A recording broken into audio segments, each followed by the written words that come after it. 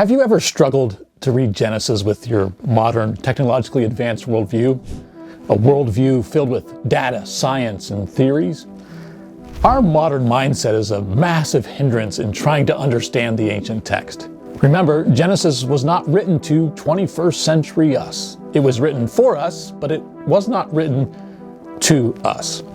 And the only way to grasp and wrestle with these remarkable stories is to try to understand who the original audience was for this book.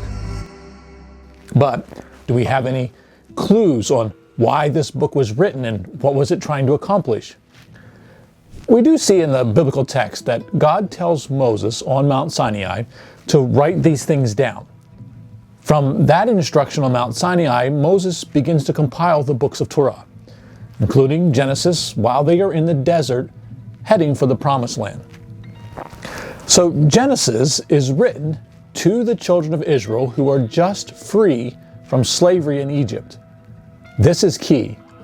Genesis is written to a group of slaves that have just spent 400 years in pagan Egypt.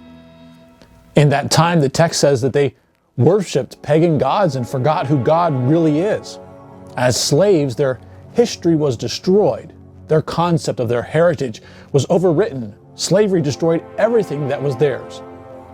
These slaves had lived in a land filled with pagan gods and pharaohs who recorded their beliefs on every temple, tomb, and building. Stories of gods who were part animal and person, gods who were the sun, moon, and planets, gods of the dead and underworld, gods of the storm in the sky, gods of chaos and violence. These slaves have now been freed from their slave masters and are now trying to understand who this God is that just set them free. Who is this God that went toe-to-toe with the gods of Egypt and won? This God who sent plagues that directly combated the main gods of Egypt. The God who defeated Pharaoh and his armies. These slaves didn't know who had set them free. They were just learning who his name was. So when you begin to read the pages of Genesis, you immediately realize this creation story is different. Yes, there's a lot of similarities in some of the other creation myths, but there are massive, fundamental differences.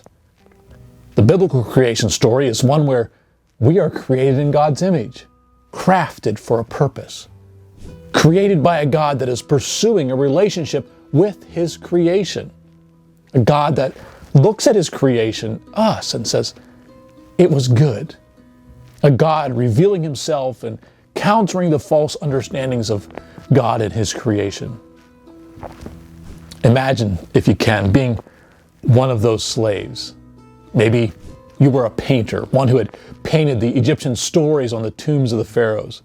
You know those stories so well, but you just experienced this God laying waste to the pagan gods of Egypt. Imagine yourself huddling together at night with your family in the openness of the desert, hearing Moses tell you these stories for the very first time. Hearing, in the beginning, God created the heavens and the earth. And while you hear this amazing story, you look up, and above you is a glowing pillar of fire. You can feel the warmth penetrating your body in the cold desert air. You sit there wrestling with these ideas that God created you not to be a slave, not to toil without a purpose, but created as a being, created with a will, created to be a partner with God in his creation.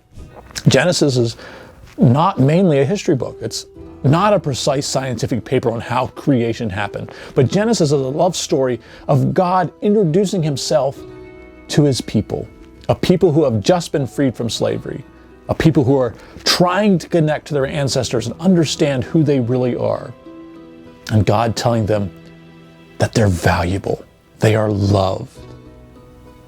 And God is wanting them to join him in bringing hope and restoration to all his creation. That's how you read Genesis.